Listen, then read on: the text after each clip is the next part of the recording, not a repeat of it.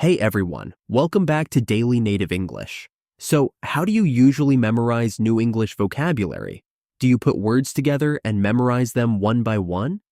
Or maybe you look up an unfamiliar word and write it down. Hmm, I think a lot of people do that, yeah. But I bet many of us can relate to this. Have you ever learned a new word, only to forget it the very next day? It's so frustrating, isn't it? For sure, it's like you know the word, but the moment you try to use it, it's gone. Exactly. And that's one reason why so many learners struggle with vocabulary. They memorize words in isolation, but without context or real-life practice, it's harder to remember them. Right, and that's what we're diving into today. Ways to actually retain those words. We'll share 6 science-backed techniques that you probably haven't heard of before. Yep. Before we dive in, we have something special to help you take your skills even further. That's right. If you're serious about mastering daily English conversations, we've got not one, but 2 amazing ebooks to guide you through real-life situations and help you practice the right phrases. First up, we've got 16 skills to handle any English conversation. It's a situation-based guide that walks you through the core skills you need to speak confidently in all kinds of scenarios, whether you're making requests, resolving conflicts, or telling a good story. Yeah, this book teaches you those key transferable skills that you can use in almost any conversation. You'll learn through real dialogues, classic expressions, and practical tips on how to handle tricky situations. It's designed for both beginners and intermediates, so it's perfect no matter where you're at. And it doesn't stop there. We also have 400 must-know questions and answers for daily conversations. This ebook is packed with 400 essential questions you'll encounter in daily life. Everything from casual chats to more serious talks about social issues. And each question comes with a native-like sample answer.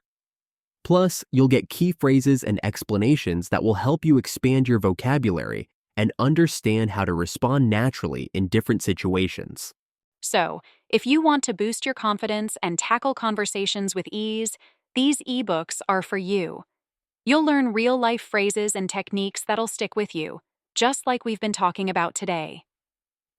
Head over to our website to grab your copy and start mastering everyday conversations today. Trust us, you'll be glad you did. So, let's get into today's episode.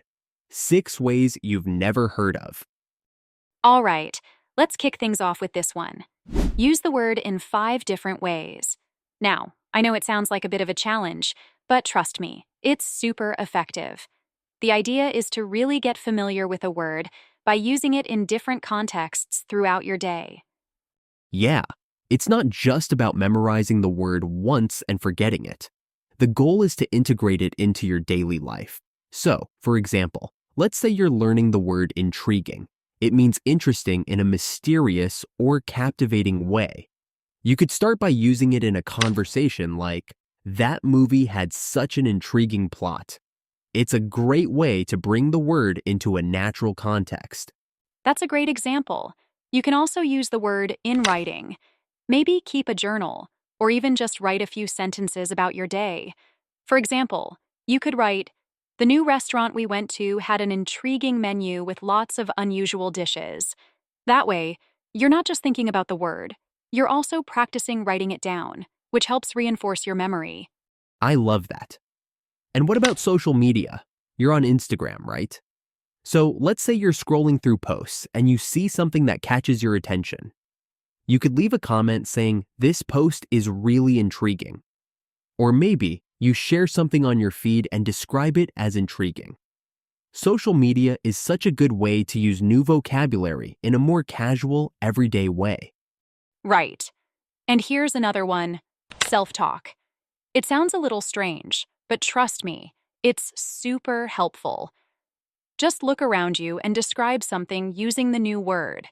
For example, you might be sitting in a coffee shop, and you could say to yourself, "This coffee smells intriguing. There's a hint of caramel in it." By speaking it out loud, it helps your brain remember it in a more natural way. I love the idea of self-talk. It's such a simple trick, but it works wonders. And finally, teaching.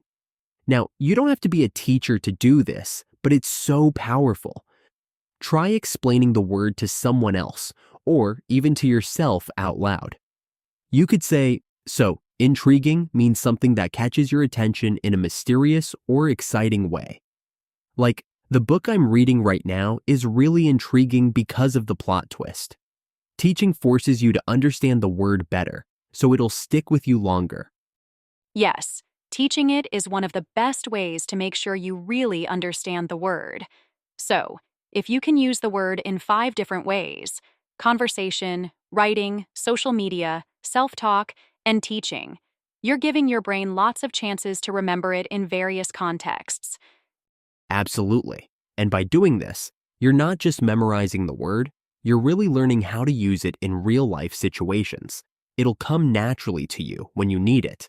And that's the key to building your vocabulary in a way that actually sticks. Yep. So next time you learn a new word, give this technique a try. Don't just memorize it. Use it in as many different ways as you can throughout the day. You'll be surprised how quickly it sticks. All right, moving on to the next technique. Group words by theme, not alphabetically. Now, I know a lot of us are used to learning vocabulary by just going through long word lists in alphabetical order, right? But that's not the most effective way. Yeah, that's true. It's kind of like trying to memorize random pieces of a puzzle without knowing what the picture looks like. Grouping words by theme makes it way easier to remember because it gives them context. For example, if you're learning food-related words, you could group them together: savor, devour, bland, scrumptious. You're learning a whole set of words that relate to a specific topic, so your brain can connect them more easily. Like, if you're thinking about food, you can picture a delicious meal, and the words just make sense together. It's like they belong to the same family. And you can do the same thing with emotions. Instead of just memorizing words like happy, sad, angry, you can group them into themes like ecstatic, anxious, furious, content. Each word adds a little more detail and nuance to your understanding of emotions. I love that, and it works for pretty much every category. For example, in the workplace theme, you could group words like deadline, multitask, productivity, burnout. These words are all related to work, and when you think about them together, it's way easier to remember the meaning of each one. Yep. And the great thing about grouping words by themes is that it gives you a deeper understanding of the topic. You're not just memorizing random words, you're learning how they all fit together. For example, if you're trying to describe a busy day at work, you can use words like multitask and productivity, but also burnout when talking about how you feel at the end of the day. It all flows together. That's such a good point. So, here is a challenge for you. Pick a theme, like personality, for example. How many words can you think of in English that describe personality traits? That's a good one. You could think of words like friendly, kind, sweet, and generous. But there are so many more. Maybe outgoing, introverted, shy, or confident. Yeah. So, take a moment and think about as many personality-related words as you can. And hey, don't just keep them to yourself. Share them in the comments. Let's all memorize them together. Yes, it's fun to share what you've learned and see what others come up with too. Plus, the more you practice using these words in context, the more naturally they'll come to you when speaking. So, challenge accepted, everyone. Group your words by theme, share your list, and let's get better at remembering them together. It's all about making learning more connected and meaningful. Okay, this one's really powerful because instead of just memorizing words on their own, you get to pair them up with their opposites. This helps your brain make stronger connections. Yeah, it's like learning 2 sides of the same coin. When you learn a word and its opposite together, it helps you understand it much more clearly. Like, take generous and stingy. They're 2 opposite ways of describing how someone handles money. right? When you think about generous, you can instantly picture someone who's giving, maybe donating to charity or buying gifts for others. But then, when you think of stingy, you get the opposite.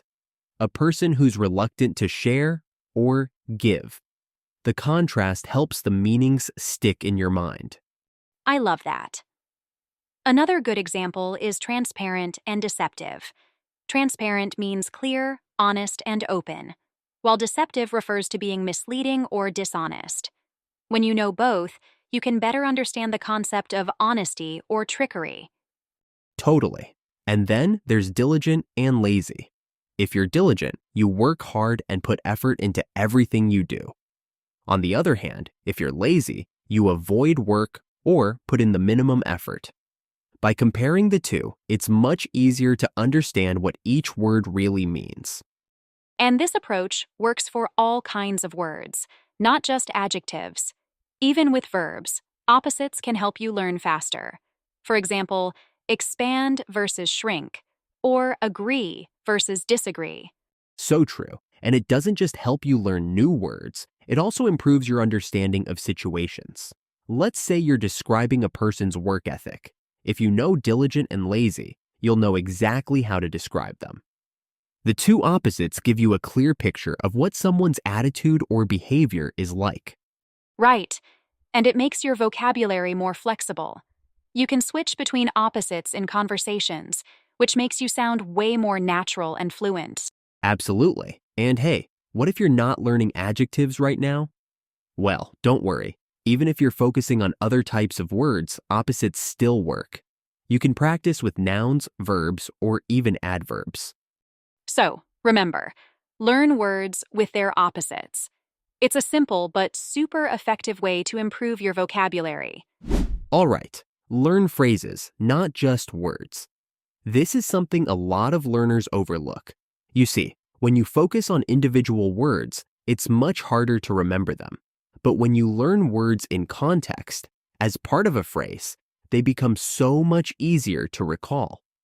Like, instead of just memorizing the word acquire, which by itself is a bit abstract, you should learn the phrase acquire new skills. It's much more practical and easier to remember because you've got a situation attached to it. Yeah, I totally agree. Acquire on its own doesn't tell you much, but when you think of acquire new skills, you instantly have a mental image of someone learning something, like picking up a new hobby or mastering a new tool. It's way more meaningful. And the best part is, when you learn phrases like that, you're already thinking about how to use the word in real conversations. So, when you're actually speaking, you won't just be searching for the word. You'll already know exactly how to use it. Right. For example, let's say you're learning the word improve. If you only memorize improve, it's kind of vague. But if you learn the phrase improve my English or improve my skills, suddenly you have a whole range of situations where you can use it, and it feels much more natural. Yes, and think about it. When you learn phrases, you're also learning grammar patterns, which is so helpful. For example, I need to or I want to followed by a verb. If you know these common phrases, you're not just learning vocabulary, you're also learning how to structure sentences in English. So true.